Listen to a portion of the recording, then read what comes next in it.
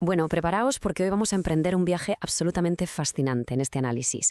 Vamos a ir directamente desde el mundo abstracto, ya sabéis, ese universo microscópico de la bioquímica computacional, hasta la mismísima primera línea de batalla contra una de las enfermedades neurodegenerativas más complejas a las que nos enfrentamos como especie. Hoy vamos a descubrir cómo la ciencia moderna ha dicho basta a depender de la pura suerte para encontrar medicinas. Ahora las diseña desde cero, literalmente átomo por átomo. Es alucinante.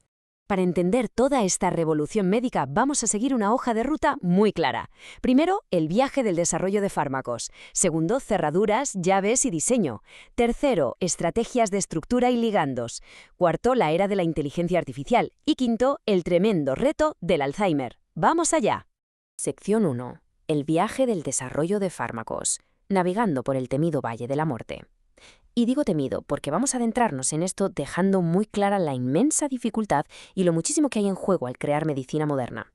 Fijaos en esto. Descubrir un fármaco no es ni de lejos un proceso de la noche a la mañana. Llevar un solo compuesto terapéutico nuevo, desde la mesa del laboratorio hasta el mercado, requiere entre 10 y 14 años de trabajo incesante. Y si hablamos de dinero, supera los $1.000 millones. Es una inversión titánica, tanto de tiempo como de recursos. Y aquí viene el jarro de agua fría, la cruda realidad del sector. De todos los fármacos que logran llegar a la fase de ensayos clínicos en humanos, solo un 10% alcanza el mercado. Un 90% fracasa estrepitosamente. Esto nos demuestra por qué el método histórico de depender de la pura casualidad, como nos pasó con la penicilina, es hoy en día completamente insostenible. No podemos jugar a la lotería con la salud. Pensemos en ello como una carrera de obstáculos brutal. Todo candidato químico debe sobrevivir a una línea temporal agotadora. Primero, el descubrimiento inicial. Luego, la fase preclínica en modelos de laboratorio para evaluar si es seguro y su nivel de toxicidad. Para después enfrentarse a 3 rigurosísimas fases clínicas en humanos. Y la cosa no acaba ahí, porque culmina con una vigilancia continua en la fase postcomercialización. Entonces, el gran punto de inflexión es que, para evitar esas altísimas tasas de fracaso, la ciencia dio un giro radical hacia lo que llamamos el diseño racional de fármacos. Olvidaos de probar suerte. Se trata de una metodología computarizada y altamente sistemática. Hablamos literalmente de la arquitectura de moléculas diseñadas a medida para interactuar con una diana biológica específica. De esta forma se maximiza la probabilidad de éxito desde el minuto 1. Pasamos a la sección 2, cerraduras, llaves y diseño, la mecánica del reconocimiento molecular. Ahora que ya entendemos el proceso general, vamos a profundizar en cómo narices interactúan realmente estos fármacos con nuestro cuerpo a un nivel microscópico. Es fascinante ver cómo ha evolucionado nuestra comprensión biológica. En 1890, Emil Fischer propuso el famoso modelo de llave y cerradura, sugiriendo que las moléculas se encajaban de manera totalmente rígida. Pero la realidad resulta ser mucho más dinámica. Como nos demostró Daniel Kosland en el 58 con su teoría del ajuste inducido, las dianas biológicas y los fármacos son en realidad flexibles. Se adaptan y cambian de forma mutuamente para lograr el ajuste perfecto. Imaginadlo como un guante que se adapta a la mano al ponerlo. Y basándonos en ese conocimiento, entramos de lleno en un concepto alucinante, el mimetismo molecular. Los científicos mapean la disposición espacial en 3 dimensiones de llaves biológicas naturales, como el neurotransmisor dopamina o el cofactor ATP, y a partir de ahí diseñan llaves artificiales que imitan esa estructura precisa para engañar literalmente a los receptores del cuerpo, ya sea para activar o para bloquear una respuesta biológica.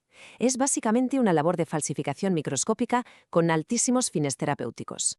Sección 3. Estrategias de estructura y ligandos, las 2 ramas del diseño. Vamos a explorar ahora las 2 estrategias principales que utilizan los científicos dependiendo de, cuánta información tengan realmente sobre esa diana microscópica. A ver, si los científicos tienen un mapa tridimensional exacto de la proteína objetivo, que se obtiene mediante cristalografía de rayos X, utilizan el diseño basado en la estructura. Esto les permite hacer un docking molecular, acoplando la molécula de forma virtual, casi como si fuera una pieza de Tetris. Pero ¿qué pasa si el objetivo es totalmente invisible o desconocido? Pues utilizan el diseño basado en el ligando. Aquí tiran de modelos matemáticos complejos, como el QSAR, para deducir cómo debe ser ese nuevo fármaco, fijándose en otras moléculas que ya sabemos que sí funcionan. Pero claro, diseñar la llave perfecta en un ordenador no sirve absolutamente de nada si el cuerpo la destruye antes de llegar a la cerradura. Y por eso existe la famosísima regla de los 5 de Lipinski. Imaginemos esta regla como el típico portero de discoteca estricto, pero a nivel molecular. Establece unos límites químicos superprecisos de peso, lipofilia y puentes de hidrógeno. Si un compuesto viola estas reglas, el portero no le deja pasar. O lo que es lo mismo, lo más probable es que no pueda absorberse por vía oral en nuestro sistema digestivo. Entonces, la clave aquí es que superar a ese portero de discoteca nos asegura un buen perfil ADMET, es decir, absorción, distribución, metabolismo, excreción y toxicidad. Tener un perfil ADMET sólido es lo que evita que una molécula que parecía sencillamente brillante en las simulaciones de laboratorio acabe siendo un fracaso total en un cuerpo humano real debido a una mala distribución celular o, peor aún, a una toxicidad inesperada. Sección 4. La era de la inteligencia artificial, revolucionando el cribado virtual. Llegamos a una parte brutal. Vamos a ver cómo la inmensa potencia de procesamiento informático ha supercargado y, literalmente, puesto patas arriba todo el proceso de diseño racional. Esta capacidad de cómputo se ha convertido en una auténtica revolución económica. Ojo a este dato, la inteligencia artificial está permitiendo reducir los costes iniciales de descubrimiento a la mitad, un 50% menos. Todo a través del cribado virtual, identificando a los mejores candidatos antes de gastar un solo euro en productos de laboratorio, simplemente simulando digitalmente millones y millones de interacciones químicas. Y las herramientas específicas que están impulsando esto son de auténtica ciencia ficción.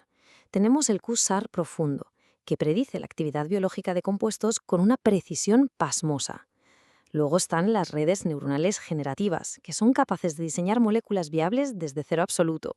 Y, por supuesto, no podemos olvidar a AlphaFold 2, una IA que resolvió uno de los mayores dolores de cabeza de la biología moderna: predecir los pliegues tridimensionales exactos de proteínas que antes eran un misterio. Esto, por sí solo, ha abierto innumerables dianas terapéuticas nuevas. Y, por fin, la sección 5. El reto del Alzheimer, aplicando el diseño racional a una crisis global. Es el momento de dejar atrás la teoría pura y centrarnos en una aplicación concreta, real y, sobre todo, urgente. Nos enfrentamos a uno de los mayores enemigos médicos de la humanidad. Lo interesante aquí es que todos estos principios estructurales y computacionales de los que hemos hablado ya se han consolidado en la literatura clínica. Hemos dejado atrás las ideas teóricas para apuntar nuestras mejores armas farmacológicas directamente contra una enfermedad que, por desgracia, devasta el cerebro. Y es que el coste humano es espeluznante. Más de 25 millones de personas en todo el mundo sufren la enfermedad de Alzheimer. Solo en los Estados Unidos se espera que los costes derivados de sus cuidados alcancen la friolera de 1,5 billones de dólares anuales para el año 2050. Jamás la necesidad de una solución basada en el diseño racional ha sido tan crítica como ahora. Fijaos, la ciencia ha logrado identificar a los dos culpables gemelos biológicos que hacen que esta enfermedad sea tan extremadamente implacable. Por un lado tenemos a la beta-amiloide, que se dedica a formar unas placas tóxicas y superpegajosas en el exterior de las neuronas.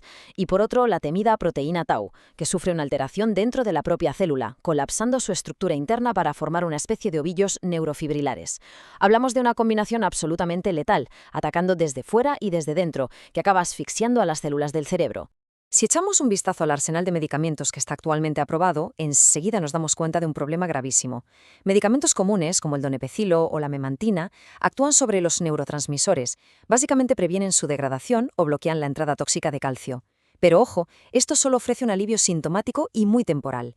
Sí, ayudan un poco con la memoria a corto plazo, pero no detienen en absoluto la neurodegeneración subyacente. Es como poner una tirita en una herida de bala. Pero, y aquí es donde entra la verdadera esperanza que nos aporta el diseño racional de fármacos. Hoy en día ya tenemos candidatos altamente específicos y precisos en ensayos clínicos avanzados, de fase 3. Tenemos, por ejemplo, los inhibidores de BAC, diseñados expresamente para bloquear la enzima que produce el amiloide tóxico justo antes de que llegue a formarse. O fármacos de nueva generación, como el inhibidor de tau, el TRX0237, que ha sido diseñado a nivel molecular para ir y deshacer esos destructivos ovillos en el interior de las neuronas. Estamos atacando la raíz del problema. Y todo esto nos deja con una reflexión bastante profunda. Pensad en el viaje que hemos hecho hoy, desde los primeros métodos casi a ciegas de prueba y error hasta llegar a la arquitectura ultra precisa de compuestos guiada mano a mano por inteligencia artificial. El Alzheimer es sin duda nuestro gran reto actual, pero el diseño racional avanza a pasos agigantados, casi de vértigo. Así que, viendo las increíbles herramientas computacionales que tenemos a nuestra disposición hoy en día, ¿qué otra imposibilidad médica creéis que lograremos resolver en un futuro cercano? Nos vemos en el próximo análisis.